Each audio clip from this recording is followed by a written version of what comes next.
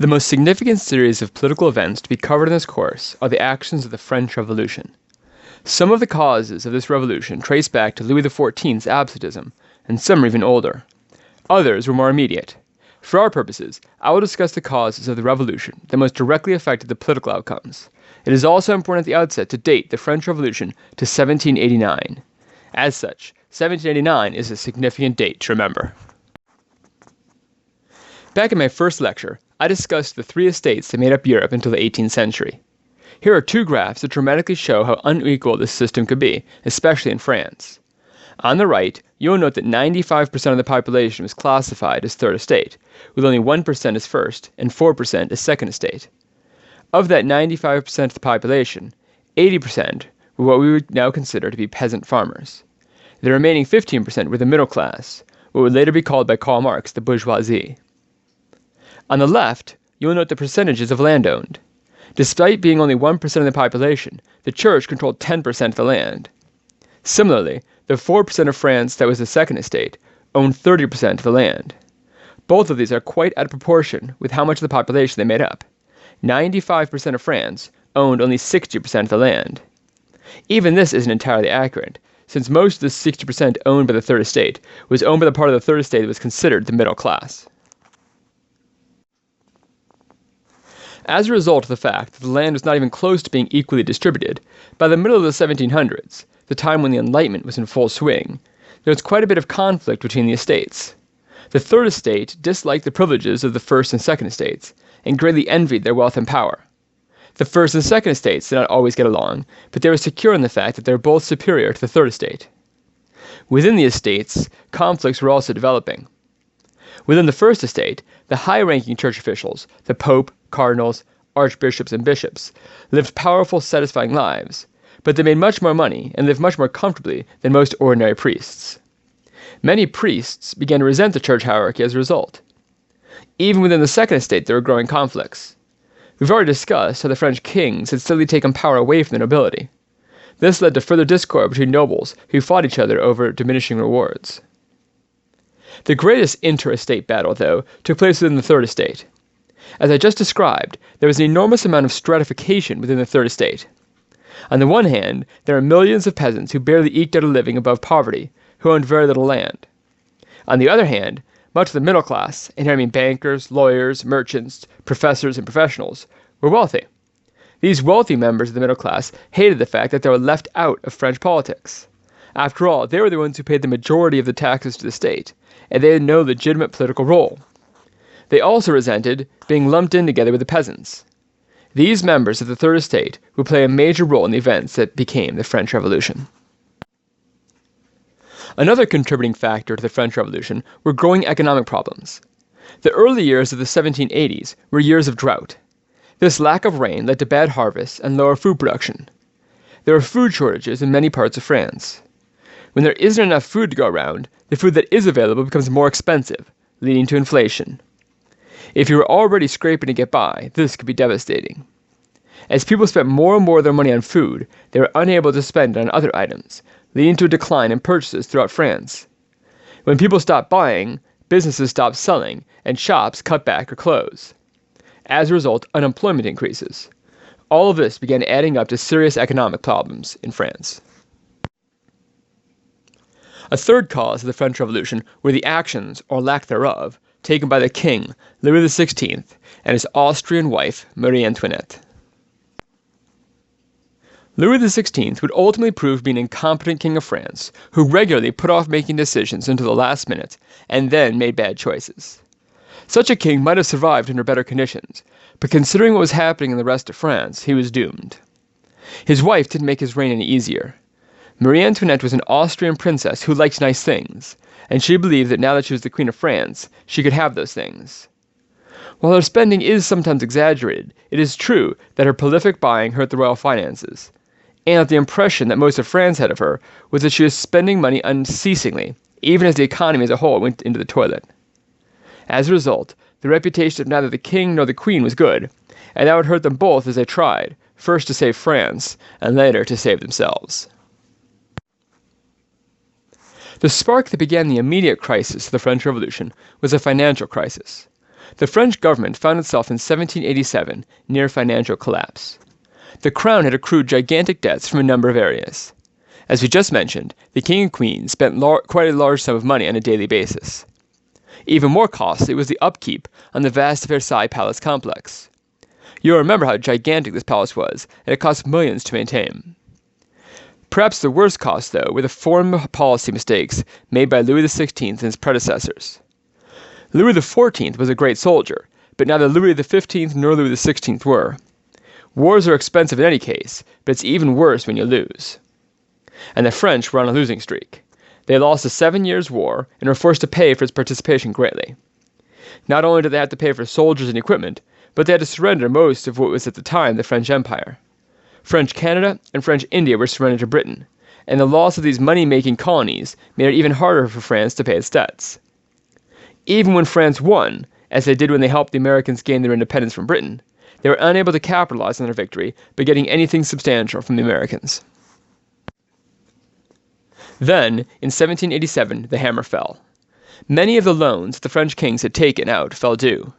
In one of the worst financial decisions ever, some French kings took out further loans at higher interest to pay back previous loans. This just kicked the can down the road and led to even greater debt. Eventually, no one was willing to give the French kings any more loans until the earlier loans were paid off. The monarchy was in a real bind and needed money quickly. One way to make money was to increase taxes, but the Third Estate already paid pretty substantial taxes. Also, the economic downturn meant that it would be hard to squeeze any more money from them. However, the Second Estate didn't pay taxes, and the king could earn quite a bit of money if he revoked their tax-exempt status and had them pay taxes. Louis then made one of his big mistakes. Rather than simply ordering the Second Estate to pay taxes, as you might imagine an absolutist monarch would be, he asked the Second Estate to consent to being taxed.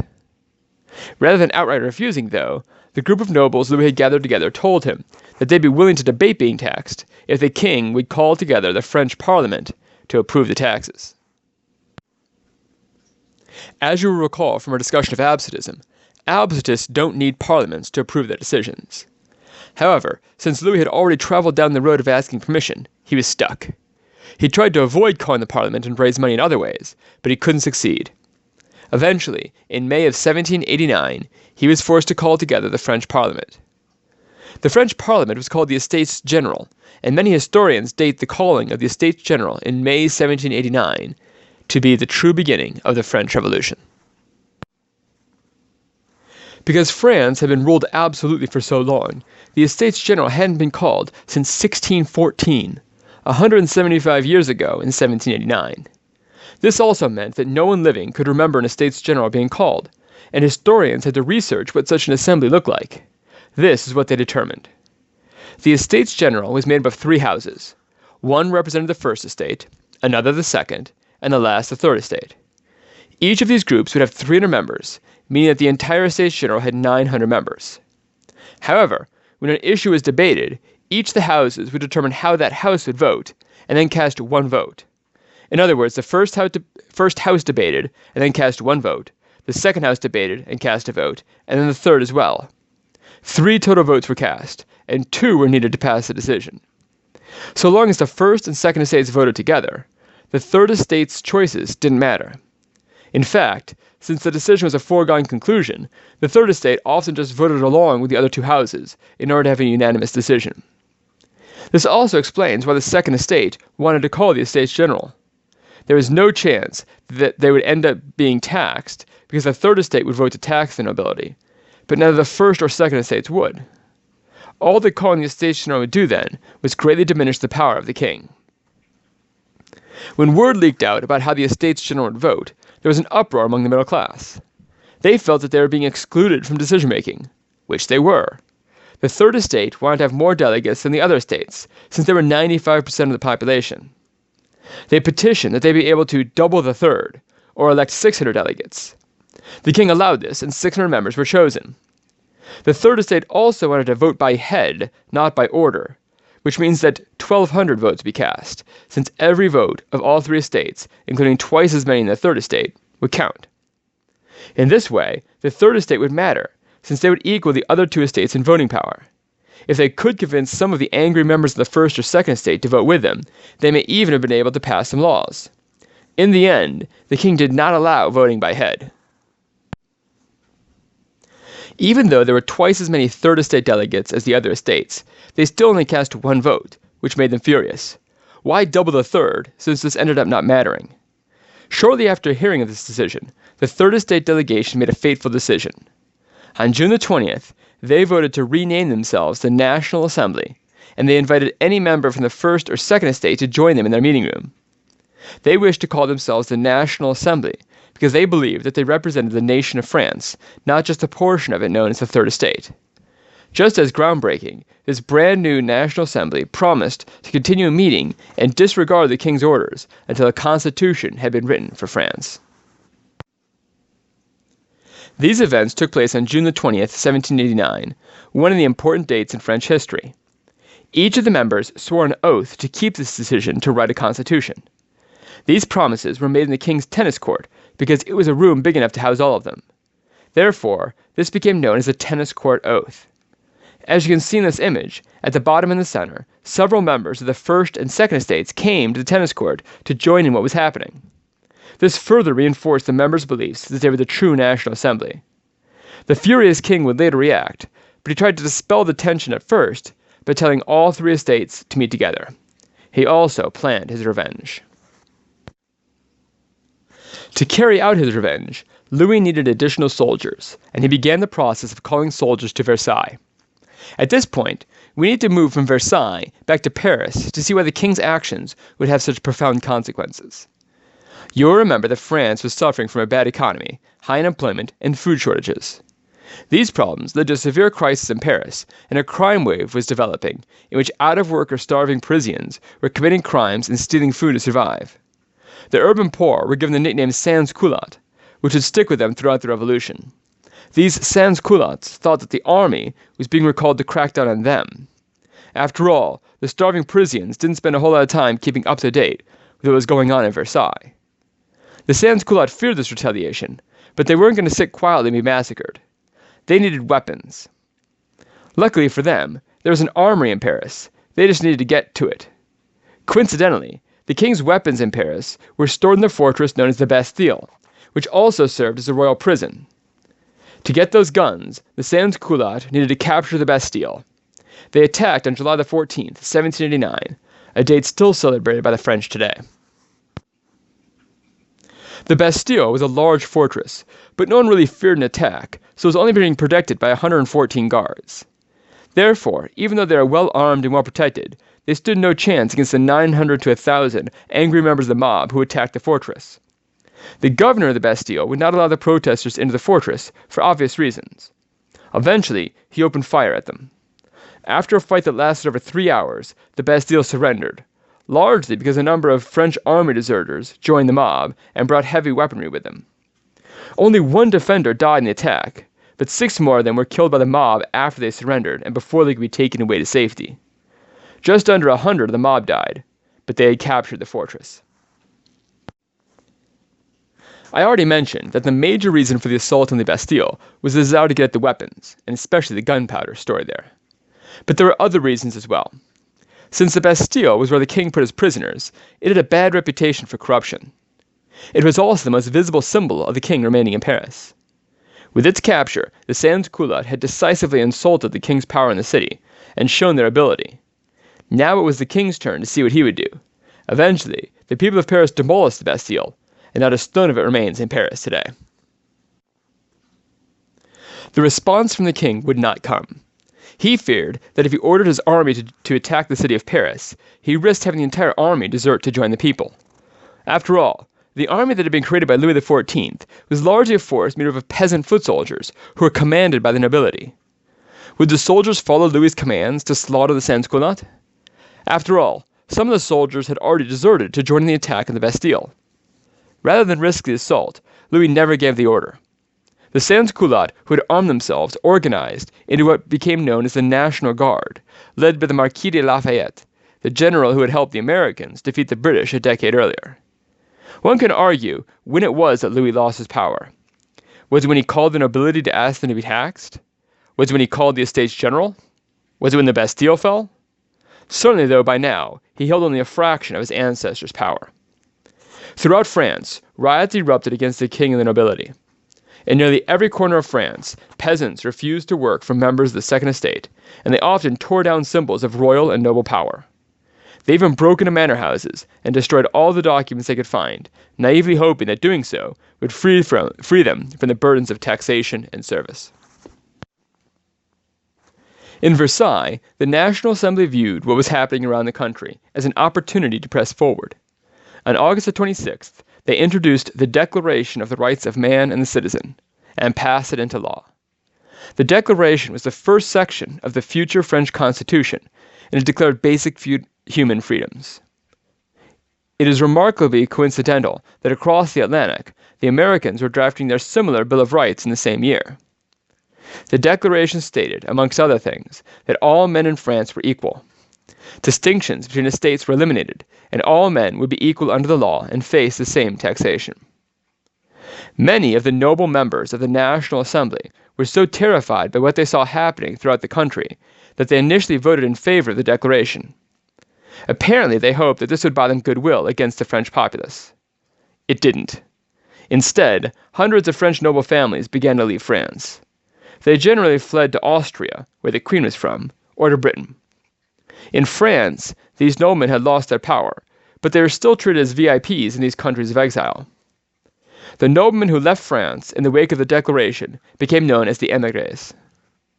Shortly after the passing of the Declaration, in October 1789, King Louis and his family were forced to leave Versailles and return to Paris. The National Guard arrived and ordered him to come with them.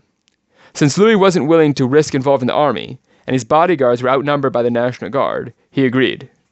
The King of France hadn't considered Paris to be the capital in over a century, but Louis XVI had no choice. From this point on, Louis was effectively under house arrest. Now that Louis had been marginalized and the Declaration approved, the National Assembly could undertake the business of writing the French Constitution. The Declaration of the Rights of Man had effectively eliminated the Second Estate. Now it was time to deal with the First Estate. The Civil Constitution of the Clergy was released in February 1790 and greatly reduced the power of the Church. No longer was the Church an independent institution in France, run from Rome with its own laws, court system, and tax collection service. Instead, the church buildings and property within France were seized by the National Assembly. All priests became employees of the government of France, not the Church under the authority of the Pope. All tax revenues, like tithes and offerings, would be administered by the French government. In essence, the Church in France became a department of the state, similar in many ways to what happened in England under Henry VIII. As you can imagine, there are many opponents to this, and the Civil Constitution of the Clergy announces the beginning of the first major break between revolutionaries. Although many French people thought the Church corrupt, few wanted to see this happen, and many devout Catholics opposed these measures. The Pope obviously was displeased, since France had essentially stolen all the French Church from him. Much of the clergy opposed these changes as well, but not all. Many French clergy had not appreciated being governed by Rome and sending their offerings to Rome, and they welcomed the change. In fact, the National Assembly required all French clergy to swear their loyalty to this new constitution. About half did, which indicates a level of support for the revolution in the old First Estate. Of course, some of those who agreed may have done so just to keep their jobs, feeling that this was where God wanted them. The half who didn't were eventually turned out of their churches and forced to find new jobs. Many were taken in by loyal French Catholics who fed, housed, and hid these clergy, and they became known as the non-jurors. Hostility amongst these clergy and their faithful congregants would grow to become a major problem for the revolutionaries. By 1791, the entire constitution was finished and presented to the king. Without many options, he signed it, although reluctantly. The Constitution of 1791 made France a constitutional monarchy, in many ways similar to what England had done in 1689, a century before. Louis was still the king of France, but he was limited by constitutionalism. He couldn't just pass laws. These had to be made with the French Parliament. Louis could veto laws, but only once. If the French Parliament passed the same law a second time, Louis had to accept it. As you can imagine, Louis was not happy with these changes, but there was little he could do immediately. As the months passed, though, Louis became angrier and angrier at the situation, and he convinced himself that he had a plan. After all, hundreds of the French nobility had fled. He convinced himself that they would support him if only he could talk to them. He also knew that other rulers were beginning to get concerned about what was happening in France. As a result, Louis decided to flee France to join up with his émigrés and foreign rulers to devise a plan to restore himself as an absolute ruler. His flight didn't last long. He escaped Paris on June the 22nd wearing a disguise, but he was stopped 30 miles from the border at the town of Varennes. The story goes that the king was arrested after he tried to buy something from a shopkeeper, and the businessman recognized Louis because of the portrait on this coin that he tried to pay for his goods with. Whether this story is true or not, Louis was captured and returned to Paris in a closed carriage, as you can see in this image. What do you do with a king who doesn't want to be king?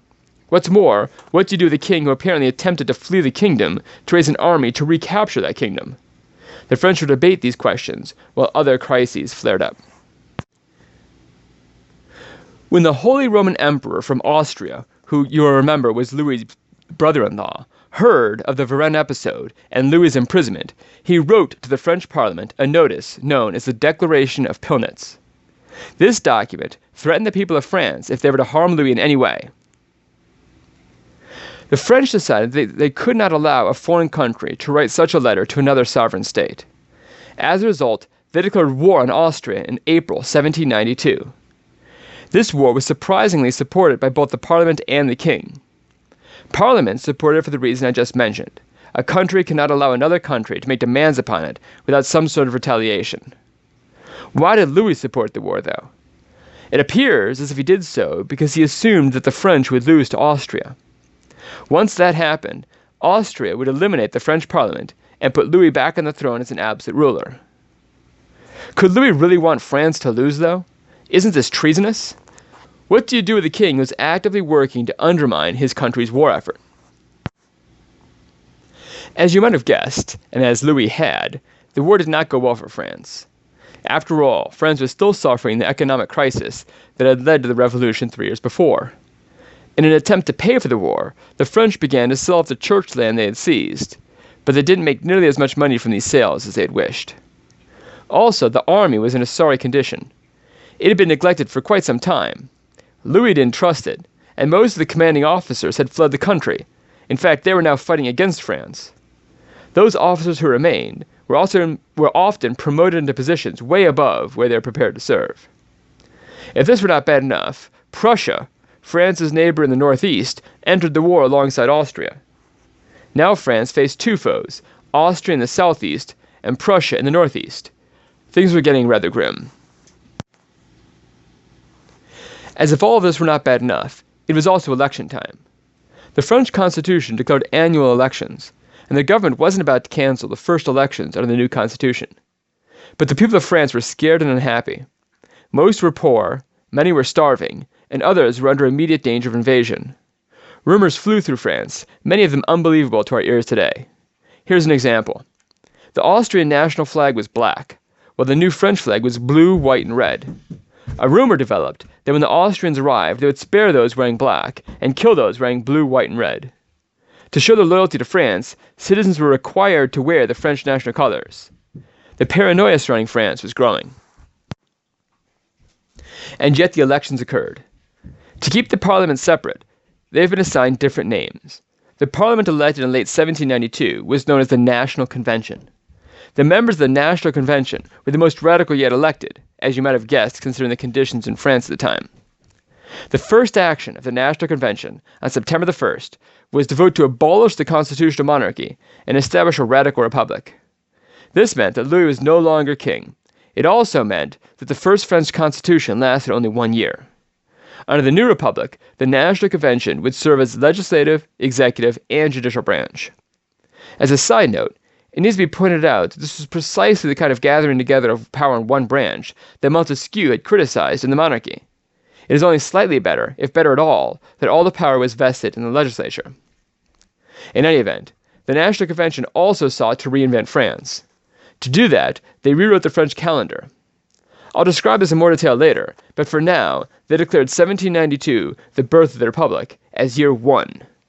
This would be the equivalent of as if the United States did our history as years before or after 1776. Clearly, the National Convention was open to making radical changes.